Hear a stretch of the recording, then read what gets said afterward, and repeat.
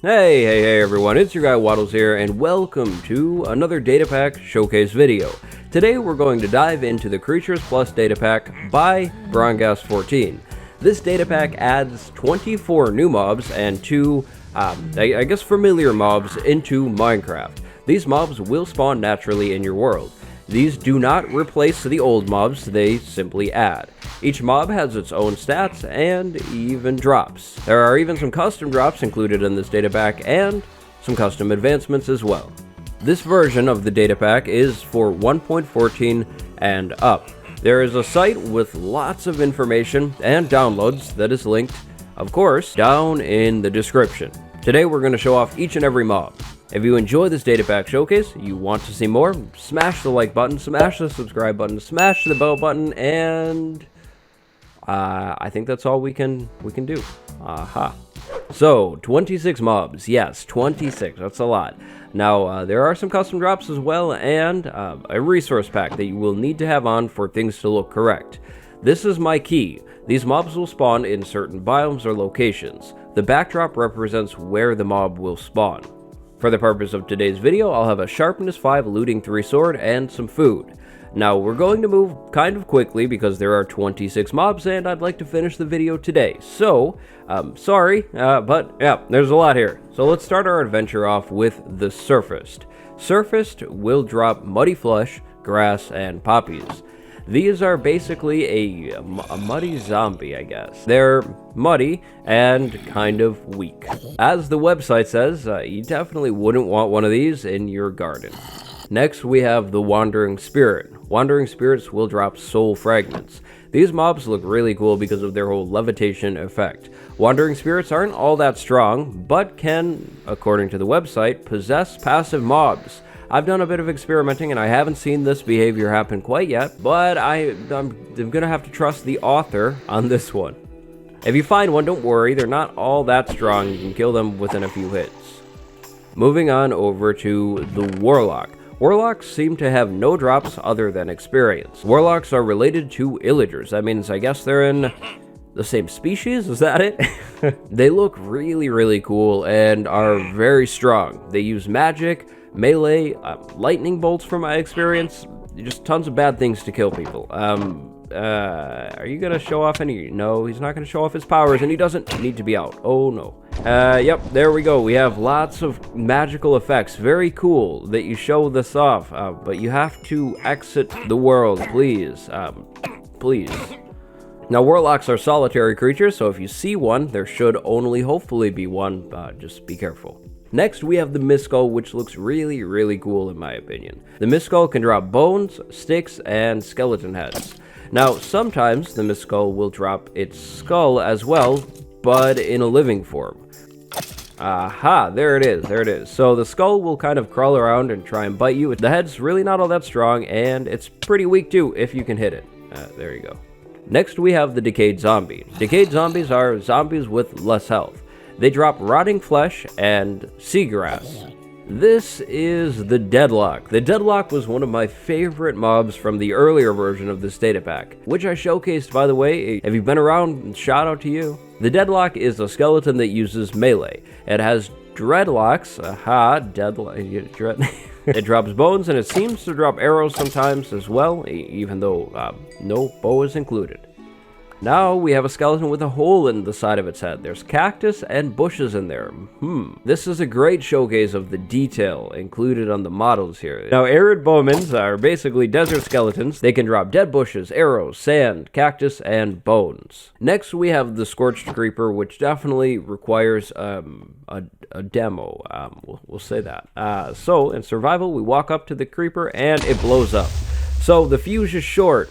That means it blows up fast, and you probably want to stay away from it. They drop sand and gunpowder. Next, we have the DUNE ACARID. DUNE ACARIDs have a custom drop. The drop is the ACARID flesh. DUNE ACARIDs are fast and small. They don't deal all that much damage, but can be dangerous if you can't aim. My recommendation to you when dealing with these is to just kind of stand still. Sometimes they just can't hit you, and you can hit them. If we're going to talk about custom mobs, we need to mention, of course, the mummy. The mummy is a desert zombie. Mummies have more drops than your standard zombie and look 110% cooler. Speaking of zombie variants, this is the Cavern Wanderer. Cavern Wanderers and the 4 mobs that will follow this one spawn in caves. Cavern Wanderers are basically a stronger camouflaged zombie. Camouflage is in fact a common theme when it comes to these cave mobs. Cavern Wanderers have quite a bit of drops and a really nice looking spawn egg. The living fossil is basically the cave counterpart of the skeleton. Living fossils, just like Cavern Wanderers, have an increased amount of health. Living fossils can drop bones, arrows, and cobblestone. The Petrified Warrior is basically the beefier version of the living fossil. Petrified Warriors are cave skeletons with armor. Now these cave skeletons also like to get up close and personal. They don't use bows, they use melee. The armor provides these guys with a little bit of extra health. They can drop cobblestone and bones. Next we have the Stone Golem, which can drop coal, iron nuggets, and stone. These guys are big and they are strong. Yeah. Honestly, if you find one of these when you're caving, you should probably just move away. Obviously, I have no armor, but even with armor from my testing, these guys are just strong. So if you see one, just turn around, go down a different cave. Don't walk towards the Stone Golem ever. They may look nice, but they're not. They're not nice at all. And last but certainly not least for our cave mobs, we have the Shadow. The Shadow relies purely on camouflage. Shadows can also fly. These creatures don't seem to drop anything other than experience. They seem to be very weak but elusive. In darkness, this guy would almost completely blend in. If you find one, I recommend hitting towards the middle of the particle effects. The next handful of mobs are mobs that spawn in the tundra. First, we have the Druid, which seems to be the end game, the big boss of this data pack. Druids are strong and have quite a bit of health. They seem to use magic, melee, fire, lightning, bolts, just everything when it comes to fighting and hurting people. There's actually an advancement for killing a Druid. Druids have no drops. Next, we have the Illusioner, which is not a new mob. Illusioners are technically in vanilla Minecraft, but just not used. If you're looking to see an Illusioner in your vanilla game, you'll have to use the summon command. Illusioners only drop experience and will summon clones of themselves. The clone stuff is really cool. While we're talking about mobs that are technically in the vanilla game, say hello to the Killer Rabbit. The Killer Rabbit was a rabbit that would spawn in vanilla Minecraft, randomly, and it's violent. Now, I don't believe killer rabbits spawn anymore in vanilla, but with this data pack installed, they will spawn again. Killer rabbits drop your standard rabbit drops: raw rabbit, rabbit hide, and possibly rabbit's foot. Next, we have the Arctic Creeper. Arctic creepers are kind of just like normal creepers, except they take longer to blow up because they've been frozen. Arctic creepers can drop gunpowder, snowballs, and ice. And last but not least for our cold mobs, we have the Frozen Zombie. Frozen zombies can drop snowballs, frozen flesh, and ice, and are an ice zombie. The blue eyes look really cool. Now onto our forest mobs. First, we have the Forest Guardian, which can drop oak logs, oak leaves, oak saplings, and sticks. This is the Forest Guardian. Forest Guardians are strong, so be careful. They are passive until you start digging up the trees around them or until you hit them. Once you hit them, they get mad at you.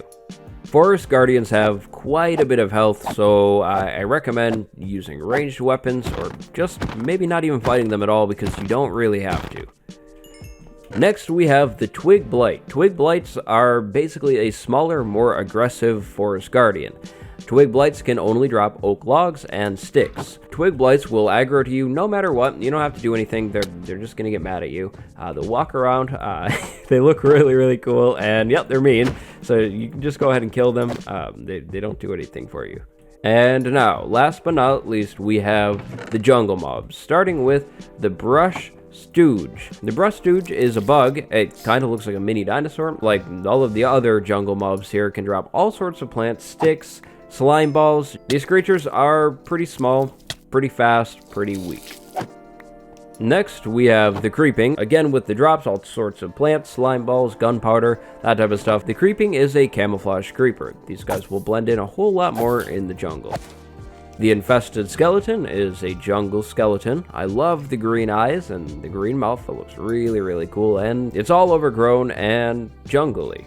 Same thing with the drops, your standard skeleton drops, and then random plants, slime balls. And last but not least, we have the infected zombie, which has some unique properties.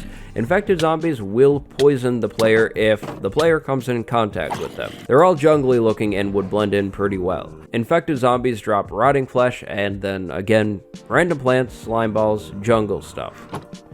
And with the infected zombie, that brings us to 26 mobs. There is quite a bit of action going on in this pack. Now, the mobs that I spawned in the beginning of the video were some of my favorites. I love the color schemes on a lot of these custom models and the amount of quality put into this pack.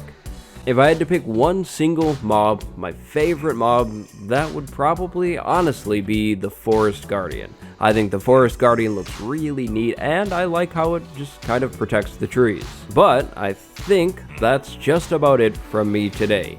Which mob is your favorite? My name is Waddles. I hope you enjoyed this one. If you did, do me a favor, drop a like, subscribe, notification bell. Pack is linked down below, and go have a good day.